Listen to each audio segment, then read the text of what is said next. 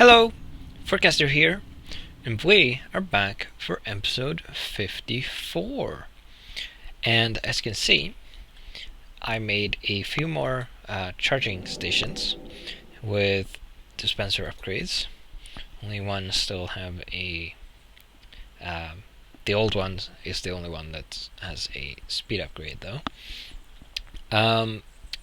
Now, what I've been working on for the most part in between episodes is this.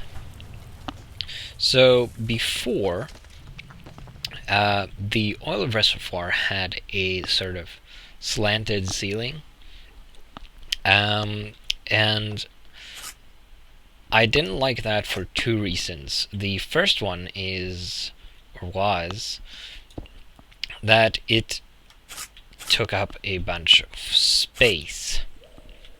So it or was potential space I could use to store oil in.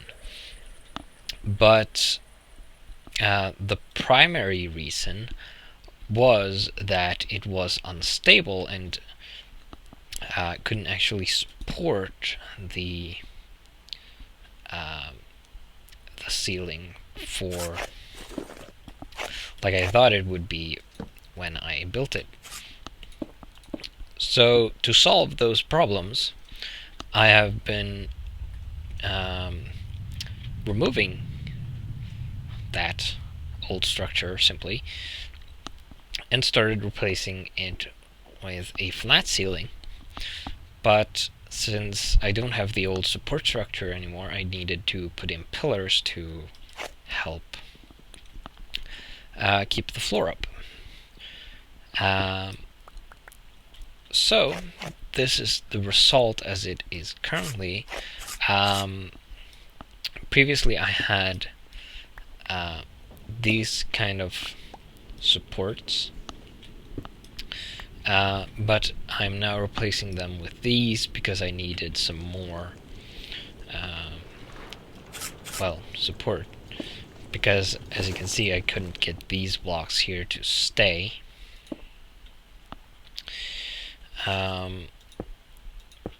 Which was not a good thing, obviously. So I've been working away at this, and this is unfortunately a manual job because the drones, as we saw in a previous episode, doesn't care about any physics. They just do what they're told, which isn't a bad thing. It just means they're not suitable for certain tasks, such as this. Although, if I really wanted to, I could most likely... Oh dear, ow. I could most likely write a program that allows the drones to not destroy everything due to physics. But that would take a bunch of time and probably a lot of resources in the form of puzzle pieces. So I'd rather do this myself. It's not that difficult, and some of you might be thinking, well, why have physics at all, really? And I like the challenge of actually having to take that into consideration when building structures, as opposed to just being able to place blocks wherever, for the most part, and then put in supports just because they look nice.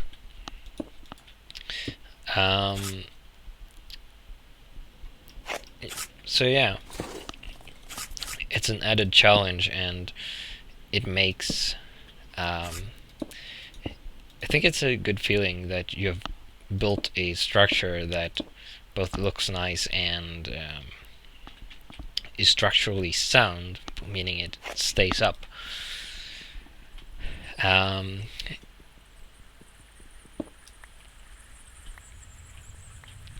So yeah, that's why I have physics enabled.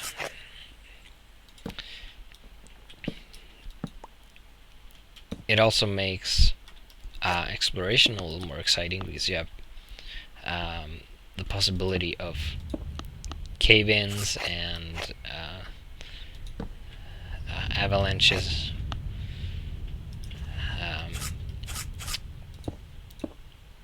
which make things a lot more exciting. So yeah, I like it a lot. Unfortunately, this mod isn't one of the best written mods in existence. There are quite a bit of bugs with it. The physics don't always work like they're supposed to, and there is a lot of room for improvement. But it's a very old mod, and the original author no longer works on it. It's been taken over by a couple of other people. Like, I think I mentioned this before. And it is being rewritten as well from the ground up, and most likely the new version is going to be a big improvement over the current version. Come on. Placing these is a little annoying. So here where it's supposed to go. I want it there. And then I'm going to put one like that. So this will give me a little more space, and it will finally allow me to replace the floor up in the pressure workshop with stone bricks without fear of it collapsing. Dang it. And I'll also be able to expand the... Ow, that was close. To expand this reservoir in the future, if I ever need more room for oil or some other fluid I would want to store. I'm also going to have windows on this side and extend the basement along this side for a bit to have more space. I'm probably going to put my power plant there, is my current plan, and I think that'll be good. As you can see, I've left the this floor 2 blocks thick, and the main reason for that is if I need to put tubes in the floor or something, I don't risk falling through down into the reservoir. And it also meant that I didn't risk any of the machines and such falling down while I was doing this. Or it was a lessened risk, at least. Now, I'm not sure what to do with this hole. The pillars don't quite reach, which is a shame. I could simply put a pillar here. I don't have enough blocks for that, though. Whoops. And I don't really want to leave a hole there either.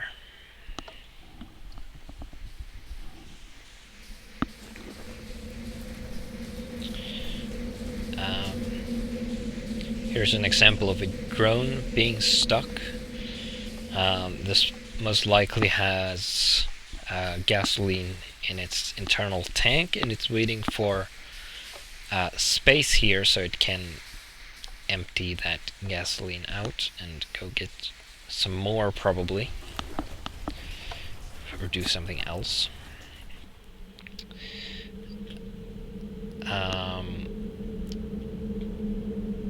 That should be fixed in the next build of Railcraft, though, along with some other things, which is quite excellent.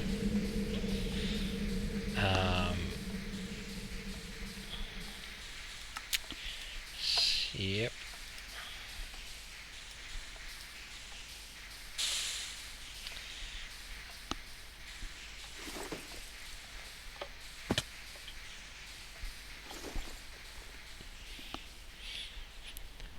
So now I can finish this.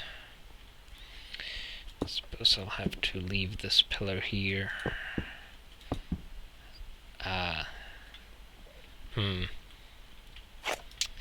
Not a fan of that. Gonna have to do that and that, and dang it. There we go.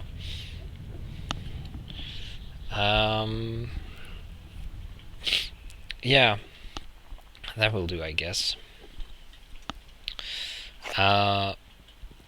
So now I want to replace the floor as well,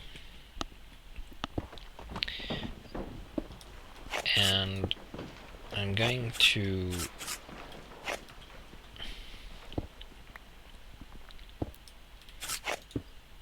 put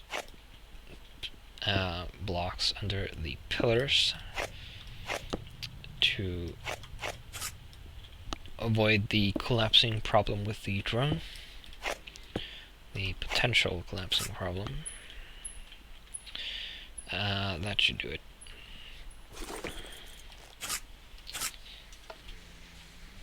Dang. So first we'll let it finish this job here. As you can see, I've been making stone bricks. We'll just take it and allow it to finish this job here. Then I will, or in the meantime, we're going to change the working area to this floor here, and we'll grab this.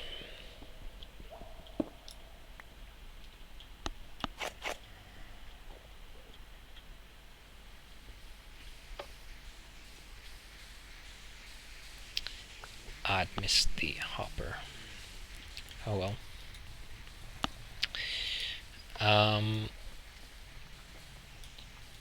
Then we'll define these points as the new ones and export to the drone, and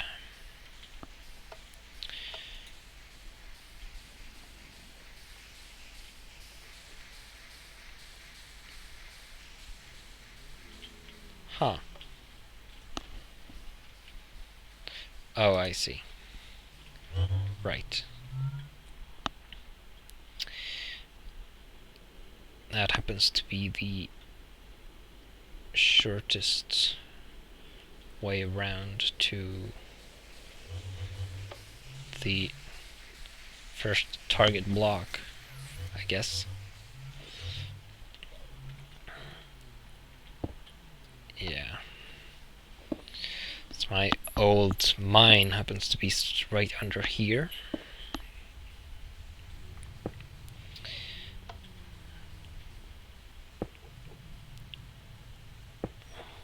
Yeah, so it's simply going to dig out the floor. Hello, zombie. Let's make you let go of that cobblestone. So, I haven't talked about the helmet a lot yet. So the pneumatic helmet provides an augmented reality system, I guess you could call it, or an enhanced heads-up display. And the different upgrades allows it to do different things. So the to Enderman. The entity tracker upgrade allows it to track entities, obviously, and it can display information about the entities, such as health, and what their target is, and things like that.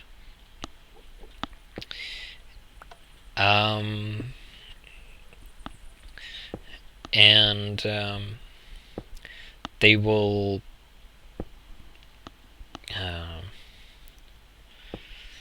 and for example, the block upgrade allows it to display information about certain blocks. Now I have a block upgrade installed, but it's currently turned off. So I press the K key, which I've bound to the helmet settings. I can go into the block tracker, and I can choose which blocks it should display information about. So if I turn off the entity tracker, turn on the block tracker, it's going to start targeting blocks instead. And we have a few levers and buttons. Now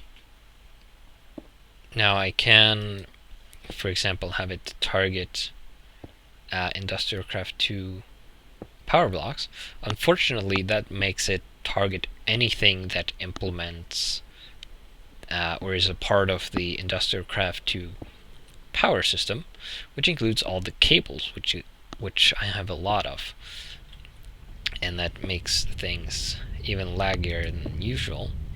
It can do the same thing for RF power blocks and inventories, and this allows it to check to show what's inside an inventory from a distance. You also have end portals and the monster spawners found in dungeons, and hackables. Now hackables, if you have a security upgrade in the helmet, which I have, it allows you to hack certain things. For example, a lever. You can hack a lever or a button to trigger them from a distance. So for example, I have this lever here, which I have no idea what it is. No clue whatsoever.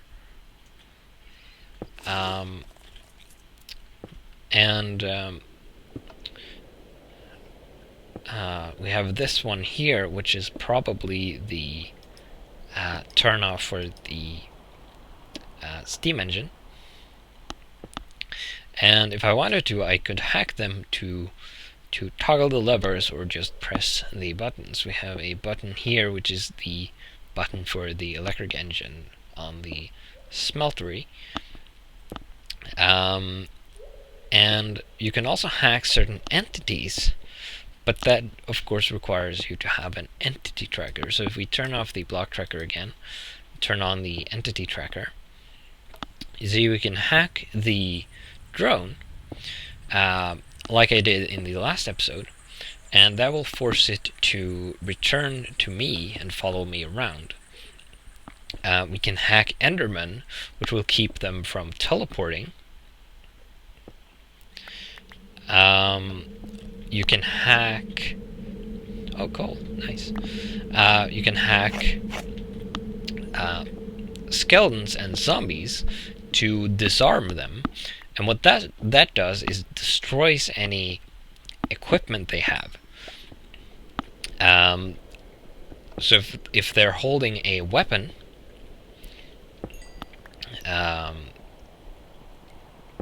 or have armor, that will simply be destroyed. They won't drop it, it'll just be destroyed. But they will no longer have a weapon. So skeletons that you do this to will be forced to melee attack you instead, which make them a lot less threatening. Now, having active upgrades in the helmet causes it to consume an amount of air every tick. I think in general most upgrades consume 10 milliliters per tick, which is not quite a lot, so the air supply should last quite a while, and it has. And then you will obviously have to refill it. Seems the helmet has taken some damage, which is unfortunate, but I can fix that. There are also a bunch more upgrades, like the coordinate tracker.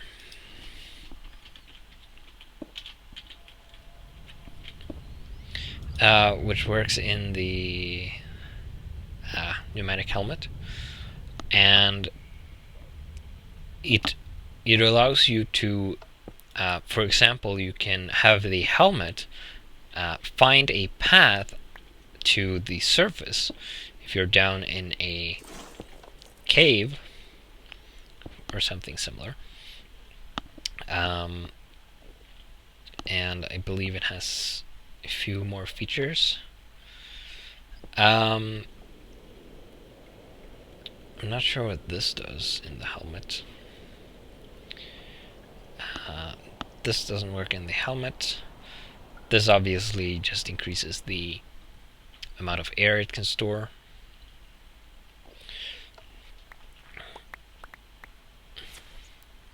It's a shame the drone can't use this ladder shaft.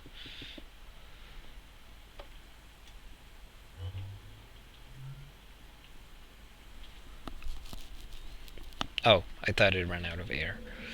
It was just getting stone bricks. Which I probably should go get some more from here.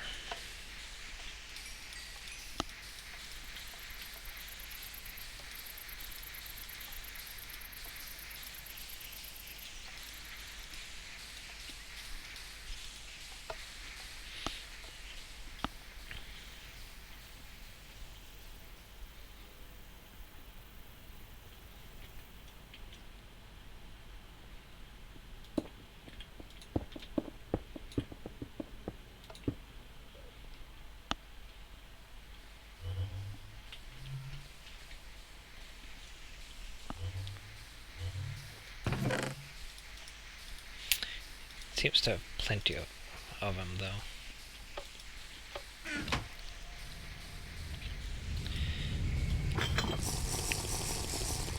It's gone hard on this pickaxe. And it's pretty broken. So I'm gonna have to replace that with a repaired one.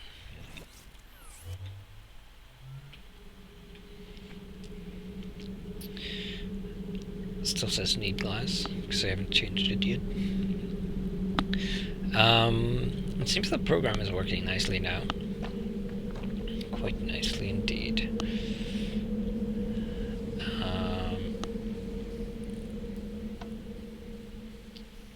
Yep. I want to replace the walls as well. But to do that, I might want to try writing a different kind of program. And the reason for that is the walls are part of the support for the ceiling. Now, I don't think it's strictly necessary. It's probably necessary here, in between the pillars. Right here, this should be supporting these, but I'm not sure they reach here, and this is actually supported by the wall. Because as we saw here, this wouldn't stay up because the pillars didn't quite reach this point here. So I don't want to remove the walls and then fill them in. I want the drone to remove one column at a time, then replace it with replace it with stone bricks, and then move on to the next one. And to do that, I'm going to need to write a different program. In fact, I might actually want to update this program to do that, because that would also avoid problems like we had with the ceiling collapsing here when we were doing these walls. And this turned out to be pretty lucky. We have we were exactly one block from the ladder where the next pillar would be, so that's quite fortunate. And I know there is a way you can do that using variables, so that's what I'm going to do. But I'm going to do that in between episodes, because I'm going to need to experiment a bunch to figure out how to make it work. But once it's done, I will show you how it works, and as well as show it in action, which will be nice.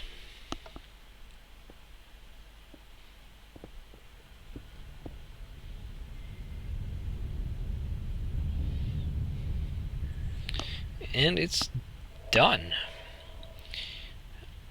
And nice and timely for the end of the episode. And it seems it hit spot on in the hopper this time, which is nice.